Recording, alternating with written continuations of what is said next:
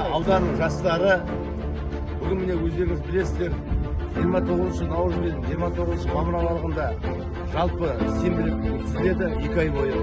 Соған міне бірінші күні атсалысып келіп жатсыздар. Бірінші жұмыстарыңыз сіздердің енді мөлдірді акция аясында жастар отаны ресурстарымен бірлесіп жасалатын жұмыстарымыз